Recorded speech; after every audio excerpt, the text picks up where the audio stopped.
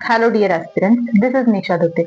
I welcome you all to the Mehra classes. जैसा कि आप लोग जानते हैं, हमने एमपी सेट का जो है क्रैश कोर्स लॉन्च किया है, जिसमें हमारी पढ़ाई जो है बहुत अच्छे से चल रही है, क्योंकि हमने इनऑर्गेनिक केमिस्ट्री का जो सिलेबस है वो ऑलमोस्ट जो है वो फिनिश कर दिया है, जिसमें हमने chemical periodicity, chemical bonding, coordination chemistry, main group chemistry जैसे बड़े बड़े चैप्टर्स को जो है वो फिनिश कर दिया है और अब हम मेन ग्रुप केमिस्ट्री पर हैं, जो भी हम बहुत ही जल्दी जो है फिनिश कर देंगे।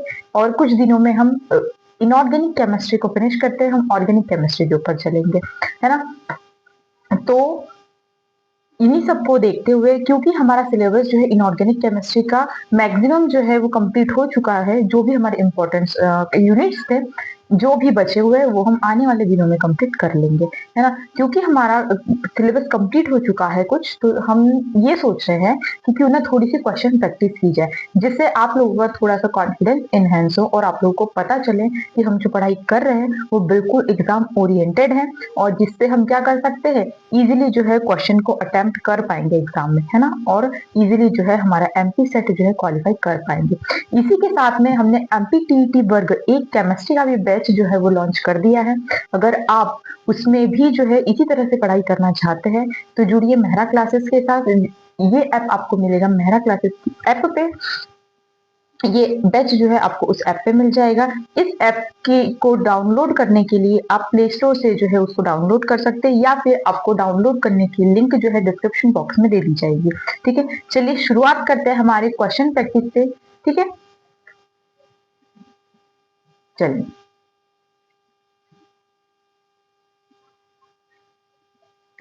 हमारा फर्स्ट क्वेश्चन है इसमें,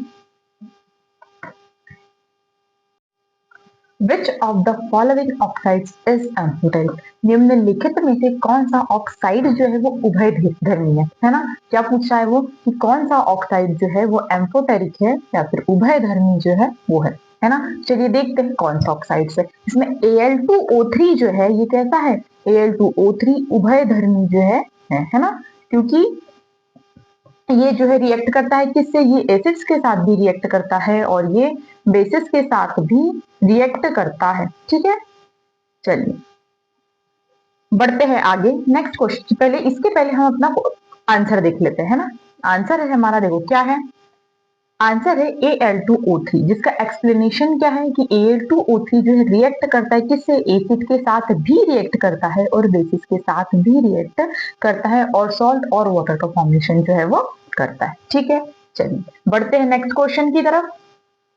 नेक्स्ट क्वेश्चन है हमारा, the ionisation energy increases across a period.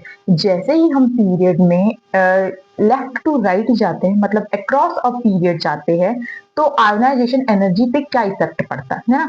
आवर्त में आयनीकरण ऊर्जा जो है वो बढ़ती है, क्यों बढ़ती है ये हमें बताना है। चलिए देखते हैं क्यों बढ़ती है ना।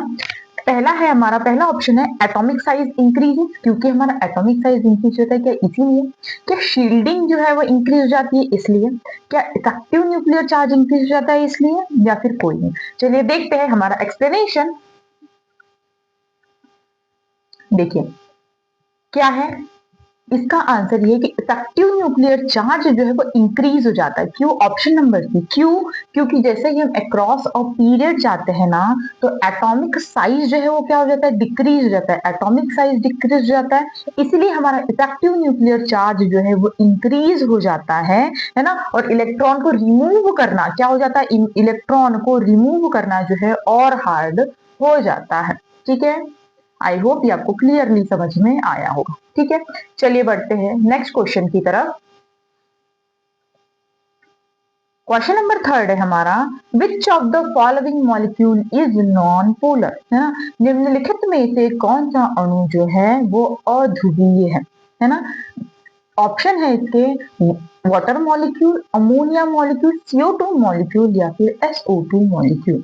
चलिए देखते हैं इसका आंसर। आंसर क्या है इसका, देखिए इसका आंसर है option number C, CO2 molecule. क्यों, क्योंकि CO2 जो है उसकी ज्योमेट्री कैसी होती है, लीनियर उसकी ज्योमेट्री होती है ना। CO2 की जो ज्योमेट्री होती है वो लीनियर होती है, और इसका क्या होता है, कैसी होती है इसकी संरचना, सीधी रेखीय जो होती है वो होती है, और इसी कारण इसके डाइपोल्स क्या होते हैं, कैंसिल। कैसा हमने देखा था, हमने इस टाइप से कुछ इसको देखा था कि क्या था, जस्ट अ मिनट,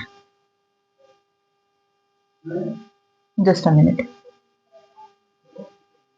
देखो ये है हमारा कार्बन, हाँ, ये है हमारा कार्बन, क्या, ये है हमारा कार्बन, ये है डबल बॉन्ड ओ, और ये है अनदर डबल बॉन्ड ओ। ठीक है, क्या होता है, हमने इसको बैच में हमारे डिस्कस किया था कि इसकी जो डायरेक्शन होती है वो इस इधर होती है ना। इसमें इसकी जो डायरेक्शन होती है ना वो कहाँ होती है,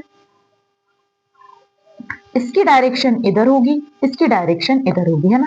तो इस डायरेक्शन से ये कैंसिल आउट हो जाएगा, इसलिए इसके डायपोल्स क्या हो जाएंगे, कैंसिल आउट हो जाएंगे, और इसीलिए कैसा हो जाएगा, नॉन पोलर जो है वो हो जाएगा।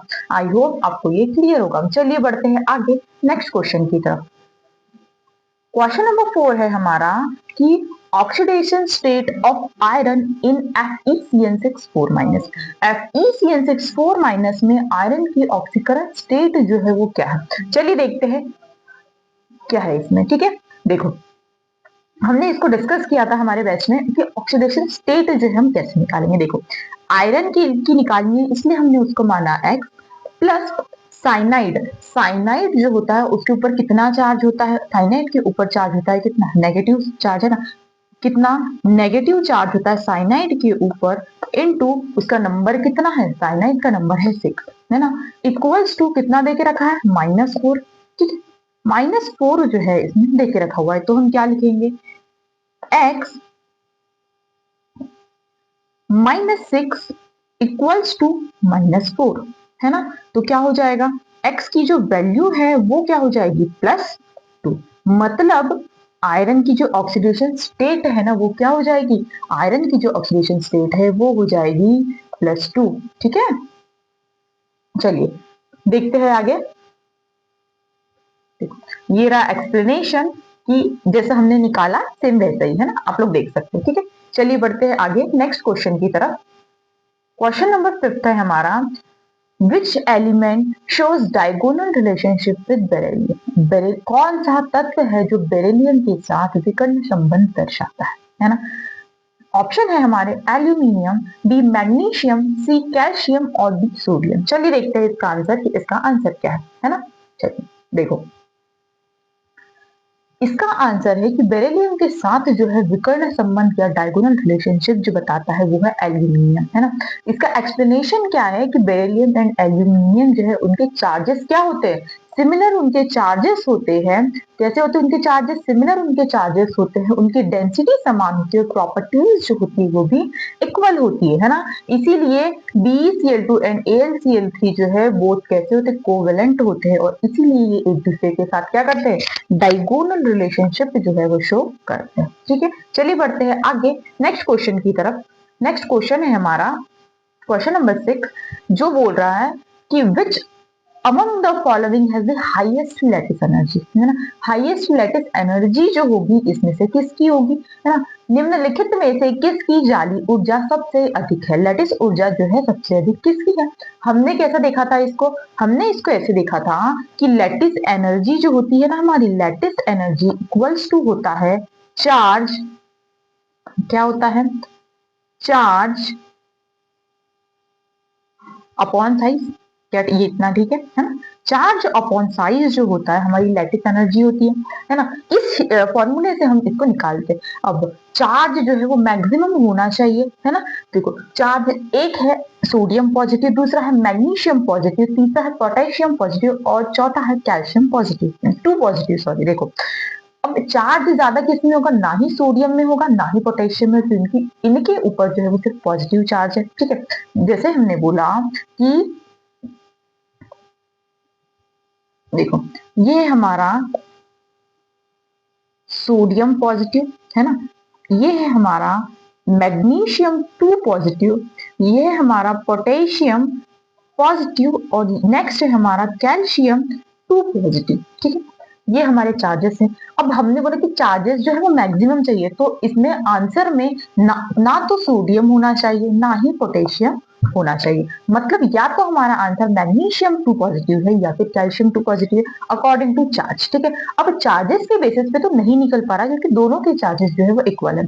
अब हम चलते हैं साइज के बेसिस पे। साइज जो है वो कैसा होना चाहिए? साइज छोटा होना चाहिए। देखो जैसे ही हम बेरिलियम वाली सीरीज में हम टॉप टू बॉटम जाते हैं ना, तो क्या होता है, बेरिलियम के बाद क्या आता है, मैग्नीशियम, और उसके बाद आता है कैल्शियम।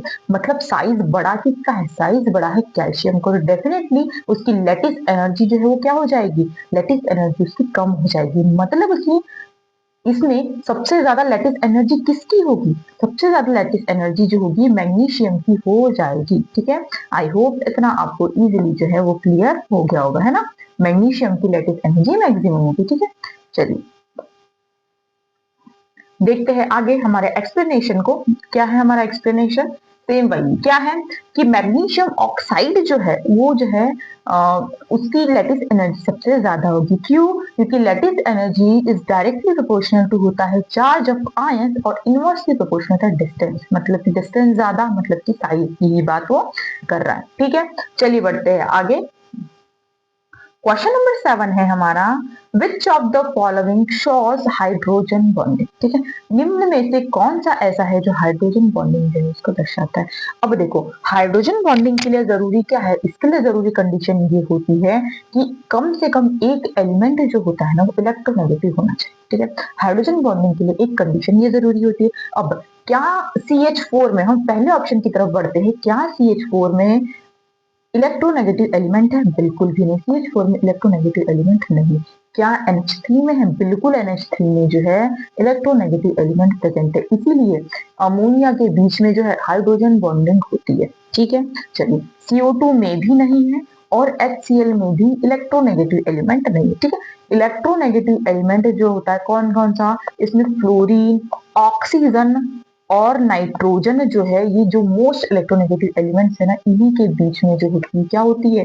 हाइड्रोजन बॉन्डिंग जो होती है। इस तरह से इसमें हाइड्रोजन बॉन्डिंग जो होती है वो होती है। ठीक है, ऑक्सीजन के बीच में ये ऑक्सीजन से अटैच होता है, फ्लोरीन इस हाइड्रोजन से, ये इस टाइप से जो है हाइड्रोजन से अटैच होता है। ठीक है, जैसे नाइट्रोजन के पास कितने हाइड्रोजन है? 3 हाइड्रोजन है, तो इस टाइप से जो है हाइड्रोजन से अटैच हो जाएंगे। ठीक है, चलिए बढ़ते हैं आगे। मतलब हमारा आंसर क्या हो जाएगा? हमारा आंसर हो जाएगा NH3। ठीक है, चलिए बढ़ते हैं एक्सप्लेनेशन की तरफ। क्या है इसमें? यही कि हाइड्रोजन बॉन्डिंग किसमें होती है? नाइट्रोजन, ऑक्सीजन और फ्लोरीन में होती है, इसीलिए अमोनिया में हाइड्रोजन बॉन्डिंग होती है। ठीक है, चलिए आगे बढ़ते हैं क्वेश्चन नंबर 8 की तरफ। क्वेश्चन नंबर 8 है हमारा, the electronic configuration of chromium is. Chromium 3 positive, chromium ion देके रखा है हमको, और वो कैसा है, उसका इलेक्ट्रॉनिक कॉन्फ़िगरेशन हमको देखना है। मतलब क्रोमियम प्लस 3 का इलेक्ट्रॉनिक विन्यास जो है वो क्या होने वाला है, चलिए देखते हैं। सबसे पहले क्रोमियम 3 पॉजिटिव का इलेक्ट्रॉनिक विन्यास देखने के लिए हमें पता होना चाहिए कि क्रोमियम का इलेक्ट्रॉनिक विन्यास जो है वो क्या है ना। तो क्रोमियम का इलेक्ट्रॉनिक विन्यास क्या है? सबसे पहले क्रोमियम का इलेक्ट्रॉनिक विन्यास जो होता है ना वो क्या होता है? D5, 3D5 मैं ना कंप्लीट लिख देती हूँ। ठीक है, ऑर्गन 3D5 और 4S1। ठीक है, ऐसा क्यों होता है? Because of anomalous behaviour. ये जो है एनामोलस बिहेवियर शो करता है, कौन? क्रोमियम और कॉपर, है ना, इसीलिए। वरना इसका कैसा होना चाहिए था? 3D4 और 4S2 होना चाहिए था। ठीक है, जो भी है ना। अब देखो क्रोमियम 3 पॉजिटिव में क्या होता है? 3 पॉजिटिव मतलब 3 जो है इलेक्ट्रॉन्स उसने डोनेट कर दिया है ना, तो 3 इलेक्ट्रॉन जब वो डोनेट करेगा तो क्या देखो 4S में 0 हो जाएगा और 3D कितना हो जाएगा? 3D जो है वो हो जाएगा कितना? एक 4S में से गया और 2 जो है वो 3D5 में से जाएगी, तो कितने बचेंगे? 3D5 जो है ये बच जाएगा। मतलब आंसर क्या हो जाएगा हमारा? ऑर्गन 3D3 4S0 जो है हमारा आंसर हो जाएगा। मतलब हमारा आंसर होगा ऑप्शन नंबर। ठीक है, चलिए बढ़ते हैं आगे नेक्स्ट क्वेश्चन की तरफ। देखो ये है हमारा एक्सप्लेनेशन जो कि हम पहले ही देख चुके हैं। ठीक है, चलिए देखते हैं, बढ़ते हैं आगे। क्वेश्चन नंबर 9 है हमारा, विच of the following is a pi ligand, इसमें से कौन सा ऐसा लिगेंड है जो पाई लिगेंड की तरह एक्ट करता है। चलिए देखते हैं हमारे आंसर को कि कौन सा लिगेंड है। ठीक है, देखिए सीओ लिगेंड जो है वो एक पाई एक्सेप्टर लिगेंड की तरह काम करता है ना, एक पाई एक्सेप्टिंग टेंडेंसी होती है इसकी। क्या होता है इसके, ये इलेक्ट्रॉन डेंसिटी को क्या कर सकता है, ये इलेक्ट्रॉन डेंसिटी को ये एक्सेप्ट जो है वो कर सकता है फ्रॉम मेटल से वाया बैक बॉन्डिंग, जिसको हम क्या बोलते हैं, पाई एक्सेप्टर लिगेंड जो हम इसको बोलते हैं। ठीक है, आई होप इतना आपको इजीली समझ में आया होगा। चलिए बढ़ते हैं आगे नेक्स्ट क्वेश्चन की तरफ। नेक्स्ट क्वेश्चन है हमारा, विच of the following has maximum covalent character. ठीक है, मैक्सिमम कोवेलेंट कैरेक्टर जो होगा वो किसका हो जाएगा। देखो हमने कोवेलेंट कैरेक्टर के लिए हमने क्या देखा था, हमने ये देखा था कि अगर कोई मॉलिक्यूल जो है वो कोवेलेंट नेचर शो करता है तो उसमें कुछ प्रॉपर्टीज होनी चाहिए, जैसे मैक्सिमम चार्ज होना चाहिए, वो जो आयन है वो कैसा होना चाहिए, कैटायन जो है, कैटायन कैसा होना चाहिए। देखो सबसे पहले तो क्या होना चाहिए, चलिए हम इधर एक्सप्लेनेशन पे यहाँ पे लिखते हैं ना। चलो देखो क्या है, ये रहा, क्या है कि हमने कुछ प्रॉपर्टीज पढ़ी थी। क्या प्रॉपर्टीज पढ़ी थी कि इसमें जो है सबसे पहले तो जो है चार्ज जो है वो कैसा होना चाहिए, चार्ज जिसका जो है चार्ज मैक्सिमम होगा, मैक्सिमम क्या होना चाहिए, चार्ज जिसका चार्ज मैक्सिमम है ना वो जो है कोवेलेंट नेचर ज्यादा शो करेगा। ठीक है, अब सेकेंडली बात आती है किसकी, चार्ज अगर हम चार्ज सभी के इक्वल हो तो हम क्या क्या देखेंगे, हम देखेंगे केटायन को। किसको देखेंगे हम देखेंगे केटायन को। ठीक है, केटायन कैसा होना चाहिए, केटायन जो है वो कैसा होना चाहिए, स्मॉल होना चाहिए। ठीक है, अगर केटायन भी जो है वो इक्वल हो जाए तो फिर हम क्या देखेंगे, तो हम देखेंगे एनायन को, है ना। अगर हमारा क्वेश्चन केटायन के बेसिस पे नहीं सोल्व होता तो हम देखेंगे किसको, एनायन को। एनायन कैसा होना चाहिए, एनायन जो है वो कैसा होना चाहिए, लार्ज होना चाहिए। ठीक है, अगर एनायन जो है वो लार्ज वो भी उसके बेसिस पे नहीं हो तो फिर हम देखते हैं किसको, डी इलेक्ट्रॉन्स को हम इसको देखते हैं। ठीक है, कि डी इलेक्ट्रॉन जैसे मैक्सिमम होंगे उसमें। ठीक है, अब चलते हैं हम हमारे ऑप्शंस को देख लेते हैं एक बार, है ना। देखो ऑप्शन क्या है हमारे, ऑप्शन जो है हमारे वो है, एक तो है सोडियम पॉजिटिव, दूसरा है मैग्नीशियम। देखो सब में क्लोरीन क्लोरीन जो है वो सेम है तो हम उसको तो नहीं देखेंगे, हम देखेंगे किसको, हम सिर्फ कैटाइंस को देखेंगे, है ना। कैटाइंस को देखेंगे जिसमें क्या है, सोडियम पॉजिटिव है, मैग्नीशियम 2 पॉजिटिव है, एल्यूमिनियम 3 पॉजिटिव है और सिलिकॉन जो है वो क्या है, 4 पॉजिटिव होता है। ठीक है, चलिए अब देखो ये क्या होता है, अब अकॉर्डिंग टू चार्ज, है ना, चार्ज के बेसिस पे अगर हम देखें तो हमारा आंसर कौन सा होना चाहिए, हमारा आंसर होना चाहिए SiCl4। कौन सा होना चाहिए, SiCl4 जो है हमारा आंसर कौन सा होना चाहिए, ये होना चाहिए। लेकिन इसकी लेकिन इसमें ऐसा नहीं होता है, हमारा जो आंसर होता है ना वो होता है हमारा AlCl3। ठीक है, AlCl3 होता है और SiCl4 नहीं होता है। अब सुनो कि SiCl4 जो है वो क्यों नहीं होता है। देखो SiCl4 जो है ना, मतलब सिलिकॉन +4 स्टेट में जो है ये एग्जिस्ट ही नहीं करता, ये एग्जिस्ट ही नहीं। देखो हमने माना कि अगर जिसका चार्ज जो है वो मैक्सिमम है तो वो definitely covalent character maximum show करेगा, नो डाउट, है ना। लेकिन वो एग्जिस्ट भी तो करना चाहिए ना नेचर में, नेचर में अगर वो एग्जिस्ट ही नहीं करेगा तो उसका मैक्सिमम चार्ज का हम क्या करेंगे जब वो एग्जिस्ट ही नहीं कर रहा। इसीलिए क्योंकि एल्यूमिनियम +3 जो है वो एग्जिस्ट करता है, इसीलिए क्या होता है, इसीलिए एल्यूमिनियम +3 जो है वो क्या होता है, उसका सबसे ज्यादा कोवेलेंट कैरेक्टर होता है। क्यों, क्योंकि उसका चार्ज जो है वो मैक्सिमम होता है और सिलिकॉन +4 का जो है वो कम होता है, मतलब क्योंकि वो एग्जिस्ट ही नहीं करता है ना। चलिए बढ़ते हैं आगे क्वेश्चन नंबर 11 की तरफ, जिसमें क्या है, क्वेश्चन नंबर 11 है हमारा, विच of the following is an inner orbital complex. ठीक है, इसमें से कौन सा जो है वो इनर ऑर्बिटल कॉम्प्लेक्स की तरह एक्ट करता है। ठीक है, चलिए देखते हैं कि कौन सा जो है एक्ट करता है। हमने देखा था हमारे कोर्स में कि इनर ऑर्बिटल कॉम्प्लेक्स के लिए हमने एक ट्रिक निकाली थी, है ना, कि हम फटाफट निकाल पाए। जैसे हम ऑक्सीडेशन स्टेट के बेसिस पे हम इजीली जो है वो निकाल सकते हैं। देखो कैसे हैं, हमने सबसे पहले तो सभी की ना ऑक्सीडेशन स्टेट निकाली, ठीक है। ऑक्सीडेशन स्टेट निकाली हमने, देखो इसकी ऑक्सीडेशन स्टेट क्या हो जाएगी, इसकी हो जाएगी x-6, ठीक है, +4 इक्वल्स टू 0, मतलब कि x इक्वल्स टू हो गया क्या, +2, ठीक है। इसकी अगर हम बात करें तो इसमें क्या हो जाएगी, x-6 +3 इक्वल्स टू 0, मतलब कि x की वैल्यू कितनी है, +3, ठीक है। नेक्स्ट है कोबाल्ट का कितना है, x-6 +3 इक्वल्स टू 0, ठीक है। तो ये क्या हो जाएगा, x इक्वल्स टू ये भी +3 हो जाएगा, कोबाल्ट 3 पॉजिटिव। और इसकी अगर हम बात करें 4 की, तो ये क्या हो जाएगा, x, ये तो +2 में ही होगा क्योंकि H2O जो होता है वो क्या होता है, x इक्वल्स टू +2, ठीक है।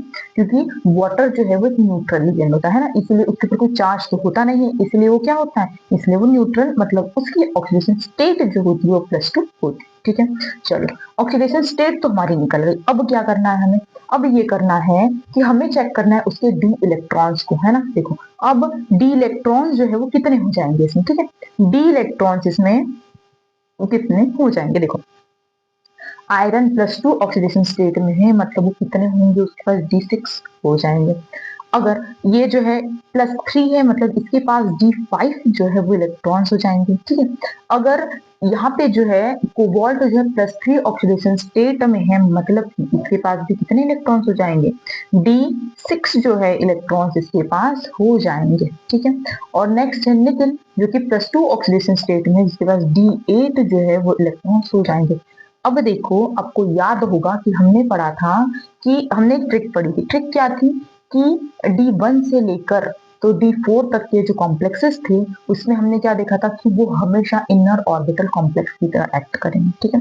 अब यहाँ पे वहां तक तो है ही नहीं, उसके बाद अगर हम बात करते हैं D5 टू D7 तक की बात अगर हम करते हैं, तो इसमें क्या होता है कि वो हमेशा एक्ट करते हैं किसकी तरह, देखो सबसे पहले तो इसमें क्या है, साइनाइड है। D6 की अगर हम बात करें तो D6 में यह एक स्ट्रॉन्ग फील्ड लिगेंड, अगर हम इसका इलेक्ट्रॉनिक कॉन्फ़िगरेशन सॉरी हम ऑर्बिटल्स इसके ड्रॉ करें तो देखो क्या हो जाएंगे, 1 2 3 4 5 एंड देन 6 जो है वो यहाँ पे हो जाएगा, क्योंकि ये एक स्ट्रॉन्ग फील्ड लिगेंड है ना, स्ट्रॉन्ग फील्ड लिगेंड है।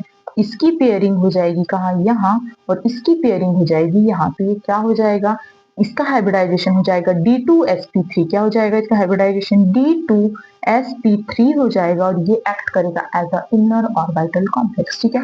ये तो हो गया कि ये भाई ये जो है इनर ऑर्बिटल कॉम्प्लेक्स की तरह एक्ट करेगा। हम बाकी के चेक कर लेते, देखो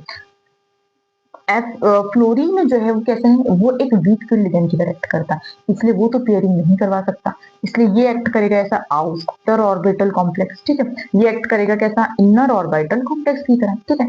हम थर्ड की बात करें कि उसमें भी कैसा है, उसमें भी वीक फील्ड लिगेंड है, जो कि सिंपल है, आउटर ऑर्बिटल कॉम्प्लेक्स की तरह एक्ट करेगा, है ना। और D8 तो वो तो करते हैं किसकी तरह, आउटर ऑर्बिटल कॉम्प्लेक्स की तरह एक्ट करते हैं, ठीक है। हमने सिंपल सी ट्रिक से देख लिया था, लेकिन फिर भी मैंने डिटेल में आपको बता दिया, ठीक है। चलिए देख लेते हैं क्या है, ऑप्शन नंबर ए हमारा आंसर है, ये देख सकते हो, है ना।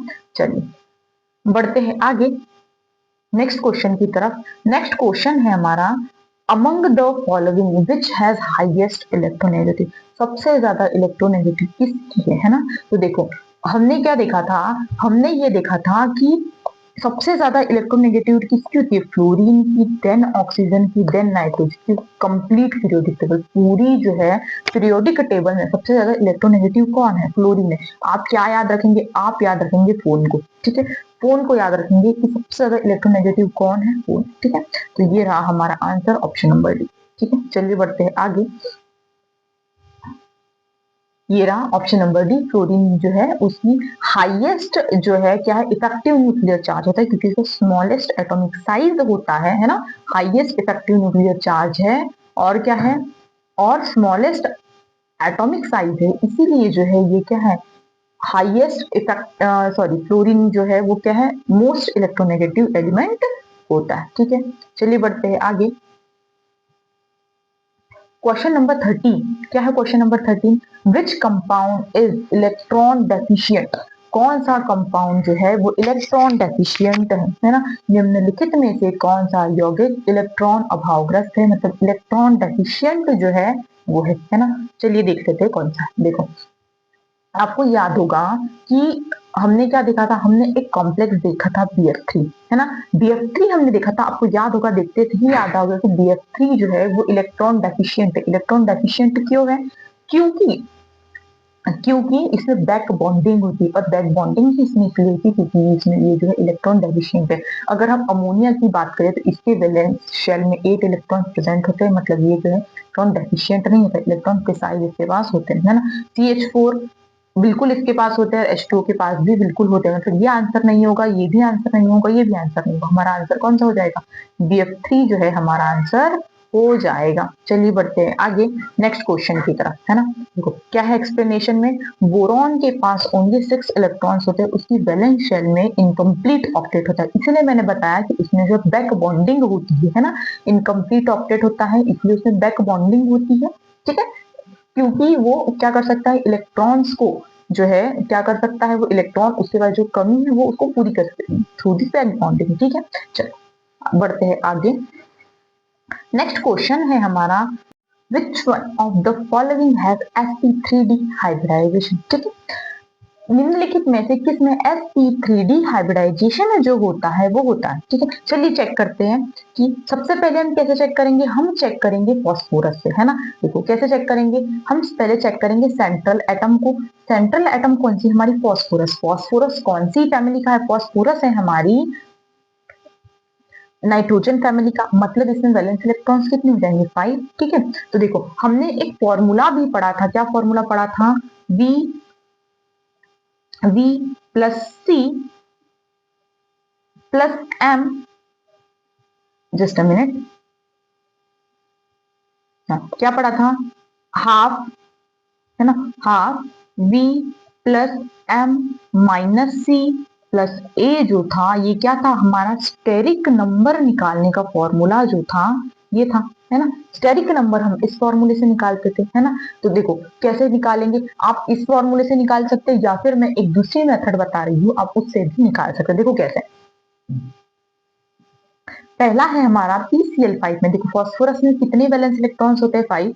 देखो 1 2 3 4 5, है ना। Cl जो है कितने हैं, 5 Cl है, पांचों के पांचों Cl ने क्या किया, 5 फास्फोरस के वैलेंस इलेक्ट्रॉन्स के साथ बॉन्ड बना लिया। कितना स्टेरिक नंबर हुआ इसका, ये हो गया 1 1 2 3 4 5, है ना। 5 जो हुआ इसका वो हो गया स्टेरिक नंबर, इसीलिए क्या हो जाएगा 5। एक S का, 3 P के, है ना, और कितने हो गए 4, और D के 2, सॉरी D का 1, है ना, D एक ही तो है, एक ही बचा हमारे पास, इसलिए sp3d, है ना। इसलिए हमारा आंसर क्या हो जाएगा, हमारा आंसर हो जाएगा PCl5, ठीक है। BF3 की बात करें तो इसमें हाइब्रिडाइजेशन क्या हो जाएगा, sp2। SF6 में क्या हो जाएगा, SF6 में हो जाएगा ऑक्टाहेड्रल, जिसमें क्या होता है sp3d2। और अमोनिया को हम बहुत अच्छे से जानते हैं कि इसमें क्या होगा, इसका हाइब्रिडाइजेशन, इसका हाइब्रिडाइजेशन हो जाएगा sp3, ठीक है। आप चेक जो है सबको कर सकते हैं, ठीक है। चलिए बढ़ते हैं आगे।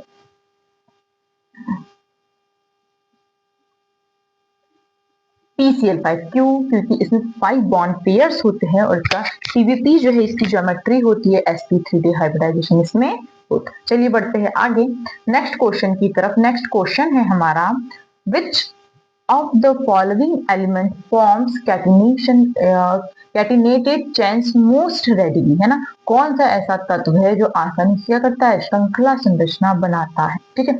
सब हमने जब मेन ग्रुप केमिस्ट्री पढ़ा था तो तब हमने उसमें देखा था कि कैटिनेशन प्रॉपर्टी का मैंने आपको एक ऑर्डर बताया था, ठीक है। मैंने आपको एक नोट्स प्रोवाइड किए थे जिसमें मैंने बताया था कैटिनेशन प्रॉपर्टी सबसे ज्यादा किसमें होती है, कार्बन की कैटिनेशन प्रॉपर्टी सबसे ज्यादा होती है, देन सिलिकॉन की, देन किसकी होती है, जर्मेनियम की, देन, ठीक है। इस टाइप से इसका ऑर्डर जो है वो चलते रहता है, मतलब हमारा आंसर क्या होने वाला है, ऑप्शन नंबर बी जो है वो आंसर हो जाएगा। चलिए बढ़ते हैं आगे एक्सप्लेनेशन की तरफ, जिसमें क्या है, carbon form strong carbon carbon bond catenation property, ठीक है। चलिए बढ़ते हैं नेक्स्ट क्वेश्चन की तरफ। नेक्स्ट क्वेश्चन है हमारा, विच of the following is a chelating ligand. ठीक है, निम्नलिखित में से कौन सा लिगेंड जो है वो कहते हैं कीलेटिंग लिगेंड है। ठीक है, कीलेटिंग लिगेंड है। अब देखो कीलेट लिगेंड कौन सा होता है, जब हमने पढ़ा था तब हमने देखा था कि कीलेट लिगेंड कौन सा होता है, ईएन जो है वो एक प्रकार का क्या है, कीलेट लिगेंड है। ठीक है, चलो मतलब कि क्या बनाता है, वो ऐसे सर्कल जैसा शेप जो है वो बना देता है। ठीक है, चलिए बढ़ते हैं आगे। क्या ये कि ethylene diamine EN forms two bonds with metal bidentate chelating ligand होता है, इसीलिए, है ना। ठीक है, चलिए बढ़ते हैं आगे। विच of the following pairs is iso electronic, इनमें से कौन से ऐसे पेयर्स है जो आइसो इलेक्ट्रॉनिक है ना। देखो कौन से आइसो इलेक्ट्रॉनिक है, देखो हम फर्स्ट ऑप्शन चेक करते हैं, सोडियम पॉजिटिव। सोडियम पॉजिटिव ए, उसने सोडियम ने एक इलेक्ट्रॉन को डोनेट किया, नियोन का इलेक्ट्रॉनिक कंफिग्रेशन इसने ले लिया। ठीक है, मैग्नीशियम ने क्या किया, दो इलेक्ट्रॉन्स को डोनेट किया, इसने भी नियोन का जो है इलेक्ट्रॉनिक कंफिग्रेशन इसने ले लिया। ठीक है, चलो ऑप्शन नंबर बी की तरफ बढ़ते हैं, O2 माइनस है ना, O2 माइनस मतलब इसने दो इलेक्ट्रॉन को एक्सेप्ट कर लिया और ये भी कैसा हो गया, नियोन की जैसा बन गया। ठीक है, फ्लोरीन 9 इसके पास ऑलरेडी थे, इसने एक इलेक्ट्रॉन को फिर से एक्सेप्ट करके नियोन की तरह ये भी बन गया। N3 माइनस नाइट्रोजन के पास 7 थे, 3 इसने फिर एक्सेप्ट कर लिए, ये भी जो है नियोन की तरह बन गया। और ऑक्सीजन ने क्या किया, ऑक्सीजन में O2 माइनस हमने यहाँ पे देखा ही था कि इसने क्या किया, इसने भी 2 इलेक्ट्रॉन को एक्सेप्ट कर लिया, 8 उसके पास ऑलरेडी थे और ये कैसा हो गया, नियोन की तरह बन गया। मतलब सभी के सभी कैसे आइसो इलेक्ट्रॉनिक है, सभी के पास कैसे हैं 10 इलेक्ट्रॉन्स जो है वो इसमें प्रेजेंट। चलिए बढ़ते हैं आगे। क्वेश्चन नंबर ये ना, ईच पेयर से सेम नंबर ऑफ इलेक्ट्रॉन 10। ठीक है, क्वेश्चन नंबर 18 है हमारा, विच of the following has maximum paramagnetic character. ठीक है, किसके पास जो है मैक्सिमम पैरामैग्नेटिक कैरेक्टर जो है इसमें होने वाला है, निम्नलिखित में से किसमें सर्वाधिक चुंबकीय स्वभाव जो होता है वो होता है। देखो अब इसके लिए हमने क्या देखा था, हमने इसके लिए देखा था कि जिसमें जो है अनपेयर्ड इलेक्ट्रॉन्स होंगे वो कैसा होगा, मैक्सिमम पैरामैग्नेटिक नेचर जो है वो शो करेगा, है ना। तो देखो किसमें हो जाएगा, किसमें, ये हमने डिटेल में डिस्कस किया था जब हमने केमिकल बॉन्डिंग जो है उसको पढ़ा था, है ना। तो क्या हो जाएगा इसमें, इसका जो आंसर हो जाएगा वो क्या हो जाएगा, option number C O2 minus जो है इसमें हो जाएगा, क्योंकि इसमें वन अनपेयर्ड इलेक्ट्रॉन जो होता है वो होता है ना। O2 में O2 जब O2 फिल होता है ना, जैसे अगर हम इसका मॉलिक्यूलर ऑर्बिटल डायग्राम जो है वो ड्रॉ करें तो क्या होता है, मॉलिक्यूलर ऑर्बिटल डायग्राम अगर हम उसमें ड्रॉ करें तो क्या होता है, इस टाइप से इसका मॉलिक्यूलर ऑर्बिटल डायग्राम बनता है ना। देखो अब ऑक्सीजन के 8 इलेक्ट्रॉन से पहले ही दे चुका होता है, 8 इलेक्ट्रॉन उसको फिल करने हैं, तो 8 इलेक्ट्रॉन कैसे फिल करेगा वो, ये हो गए इसके 2 3 4 5 6 7 8। ठीक है, और अब क्या है, 8 हो गए। अब क्या होगा, अब ये होगा कि O2 नेगेटिव है, मतलब उसने एक और को एक्सेप्ट कर लिया, तो क्या हो जाएगा, यहाँ पे वो एक और इलेक्ट्रॉन यहाँ पे आ जाएगा और ये कैसा हो जाएगा, पैरामैग्नेटिक जो हो जाएगा, ये हो जाएगा। ठीक है, इसके पास वन अनपेयर्ड इलेक्ट्रॉन होता है, इसलिए ये कैसा होता है, ये जो है पैरामैग्नेटिक नेचर जो है वो शो करता है। ठीक है, चलिए बढ़ते हैं आगे।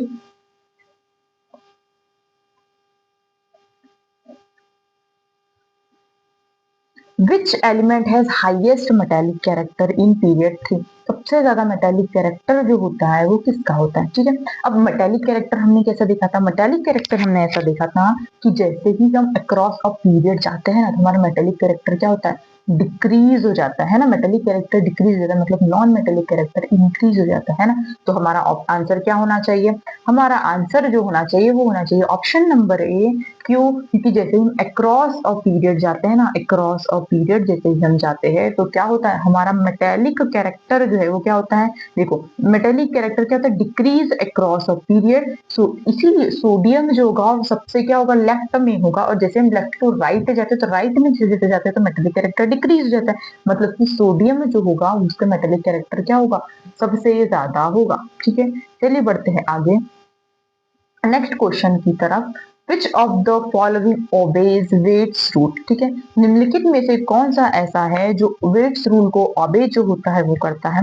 तो देखो वेट रूल को कौन फॉलो करता है। ठीक है, सबसे पहले हम देख लेते हैं किसको, ऑप्शन नंबर ए। अब देखो, वेड रूल हमने क्या पढ़ा था, वेड रूल हमने पढ़ा था, हमने बोरोन के नोमेनक्लेचर्स किए थे, है ना। उसका हमने जब नोमेनक्लेचर किया था तब हमने देखा था कि वो जो है वो वेड रूल था, ठीक है। अब देखो इसमें क्या होने वाला है, इसमें ये होने वाला है, देखो ऑप्शन नंबर बी को देखो सबसे पहले आप। ऑप्शन नंबर बी देखो, ये क्या है, डाइबोरेन। डाइबोरेन जो है ये तो वेड रूल को फॉलो कर ही नहीं सकता, ठीक है ना। इसीलिए हम ऑप्शन नंबर ए को भी क्या बोल सकते हैं, हम नेग्लेक्ट जो है वो बोल सकते हैं। मतलब देखो, हमें सिंपल सा जब हम ऑप्शन देख रहे हैं ना, तो हमें सिंपल सा नजर आ रहा है कि ये जो है वो वेड रूल की तरह जो है वो एक्ट कर रहा है ना। वेड रूल को फॉलो कर रहा है, उसे ओबे जो है वो कर रहा है। इसीलिए हमारा आंसर क्या हो जाएगा, ऑप्शन नंबर सी जो है हमारा आंसर हो जाएगा, ठीक है। सो एवरीवन, ये थे हमारे कुछ मोस्ट इम्पॉर्टेंट क्वेश्चन जो कि एग्जाम के पॉइंट ऑफ व्यू से बहुत ही इम्पोर्टेंट है ना। इसी तरह से हम जो है, अब आप लोगों ने देख लिया होगा कि हम जो है कोर्स में जो पढ़ रहे हैं वो बिल्कुल एग्जाम ओरिएंटेड ही पढ़ रहे हैं, ठीक है। अगर आपने अभी तक कोर्स ज्वाइन नहीं किया है तो एवरीवन इनरोल नाउ और एमपी सेट जो है वो क्रैक कीजिए। साथ ही हमने एमपी टेट का भी बैच जो है वो लॉन्च कर दिया है। तो अगर आप स्कूल में जो है केमिस्ट्री की पीजी टीचर बनना चाहते हैं तो उसके लिए भी बैच जो है वो बिल्कुल अवेलेबल है, ठीक है। मिलते हैं एवरीवन अपने बैच के लेक्चर में, या फिर है ना, तब तक के लिए happy learning everyone and thank you so much for your attention.